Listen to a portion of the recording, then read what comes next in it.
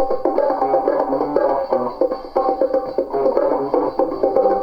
Video News, baby. You know what time it is. Yep, you know what time it is. It's time for KP Video News. And here we go. And this is overdue. The next U.S. Navy aircraft carrier to be named after African-American Pearl Harbor hero. So this particular guy, if you saw the movie Pearl Harbor and you saw Cuba Gooding Jr. that played a guy that was in the Navy that jumped on a machine gun and started shooting at the Japanese aircraft when they were bombing Pearl Harbor. This is the real guy. So the aircraft carrier is a symbol of American power, 90,000 tons of diplomacy, the Navy likes to say. Almost all of them are named after presidents until acting Secretary of the Navy Thomas Moble broke the tradition. CBS News national security correspondent David Martin said, so the list of carriers is going to read Washington, Lincoln, Roosevelt, Reagan, Truman, Eisenhower, Bush, Ford, Kennedy, and Miller. Exactly right.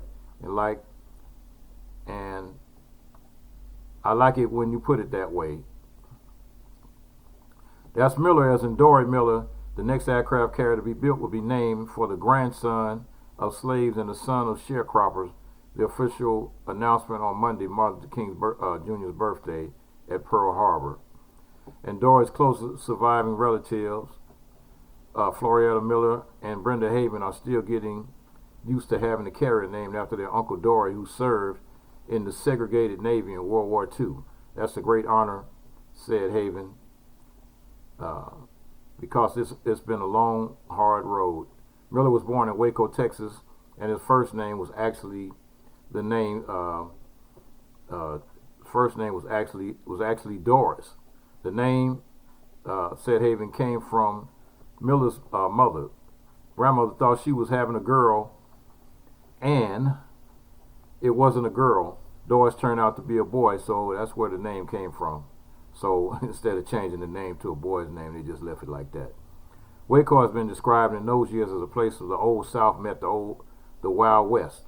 And much like America back then, Jim Crow ruled. Haven said,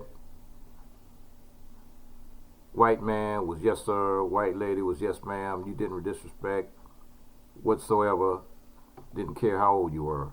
There were no economic opportunities for young black men, so he joined the Navy. At least there was pay, and it was steady pay.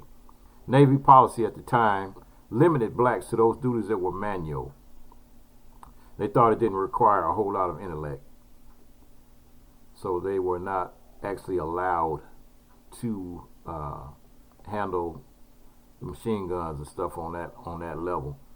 Let's see, Miller was just finished serving breakfast, and it was sorting laundry when the West Virginia was hit by 9 Japanese torpedoes and 2 bombs. Miller was ordered to the bridge to evacuate the ship's captain, who lay mortally wounded. As the air attack continued, against all rules, Miller manned a 50 caliber Browning anti-aircraft machine gun and fired on the Japanese planes. He was also helped carry and move injured sailors to safety. The irony of this is that back in the 40s, pre-World War II, African Americans were not allowed to have any jobs where they handled machine guns or any type of lethal force. When the Navy, which Miller had joined in 1939, awarded medals to those who had fought bravely, it didn't even mention the name Doris Miller. Martin asked, why wouldn't the Navy right from the start at least identify him by name instead of calling him an unknown Negro soldier? Well, you have to be a Negro in 1939 to understand that, said they, because the status of African Americans, they were treated like second-class citizens. 4 months later, the Pittsburgh Courier, perhaps the leading African American newspaper of the day, finally published the sailor's name, and the Navy grudgingly gave him a letter of commendation. In his opinion, that's all he wanted, Akers said. However, others disagreed. The press, black and white press, disagreed. The National Association for Advancement of Colored People disagreed. As recorded on Miller's service card in the Navy archives, President Roosevelt stepped in and ordered him to be awarded the Navy Cross. That was not without controversy. Miley said there were some people who didn't want him to receive the Navy Cross because of his race. He received the medal from Admiral Chester Nimitz, who noted Miller was the first person of his race to receive such a high honor. Akers said he understood the importance of having a black hero to encourage the other blacks to support the Navy's war effort. Miller went on a speaking tour and became a black celebrity in the same league as heavyweight champion Joe Louis and singer Lena Horne. Akers said some considered him just as important, just as inspirational, and drew as much hope from him. He was comfortable with the celebrity. No, not at all. His goal was to really get to his next ship.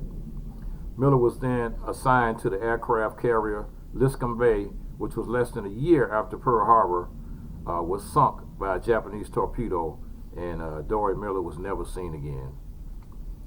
And rest in peace. That's Dorie Miller. So the construction has not begun yet on the USS Doris Miller. It will be 7 or 8 years before the ship gets into the water. It will be expected to sail the world for 50 years. Akers said, like everything else that's celebrated about Dorie Miller, it's going to draw some criticism, rest assured. What would be the criticism? Some may suggest it's more than he deserves. Some may say he was just a guy who did his job. When General Quarters went off on the ship, what's the big deal? What was your personal reaction? Oh, I was overwhelmed. It's tremendous, and it's a reminder, too, that heroism is in no way limited to race, gender, background, or rank, or rating. The ceremony to take place on Martin Luther King Day, Haven said, never would have thought my uncle would have been next to Martin Luther King, or even on the same day. And that's beautiful, she said, and that's amazing. Hear, hear. Got to ring the bell on that one.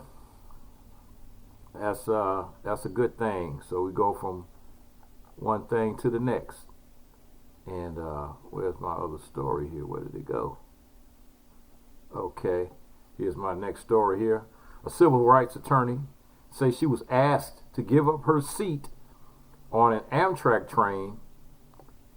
So it says, here we go. Amtrak has apologized to a prominent African American civil rights attorney who says she was asked by a conductor to surrender her seat on a train just before Martin Luther King Jr. holiday weekend.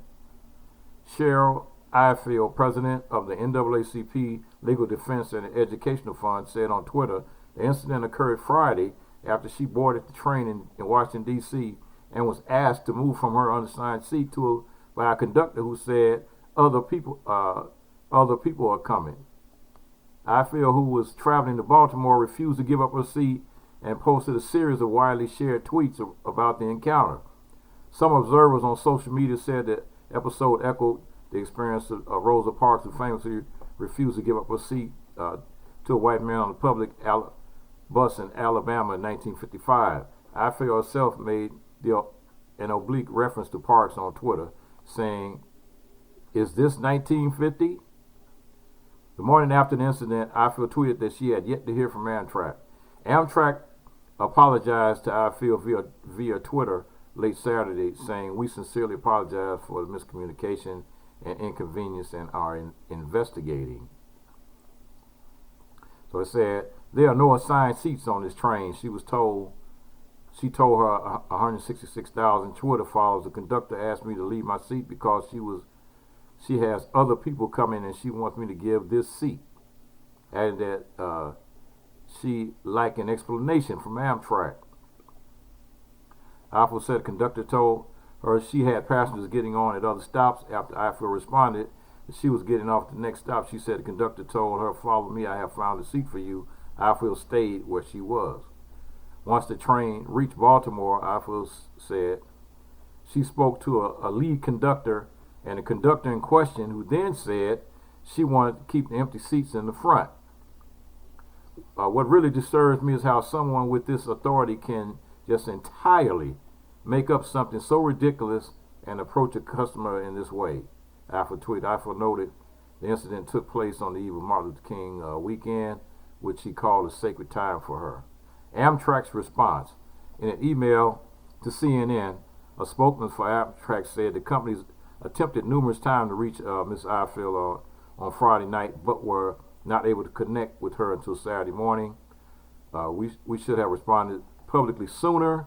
We apologize for the incident and our slow response, said spokesman Jason Abrams. Amtrak is looking into the matter more closely so they could prevent situations like this going forward.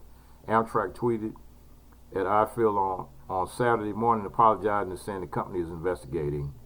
And this has been a lesson for us. As of today, we're changing our policy about how we respond on social media to ensure we're faster and more transparent, the company tweeted. And Ms. Ifill said she was going to submit a more formal complaint and closely monitor the review of this incident and the conduct of the employees. So we, no matter how far you go, man, it's always like you go 3 steps forward, then you go 5 steps backward.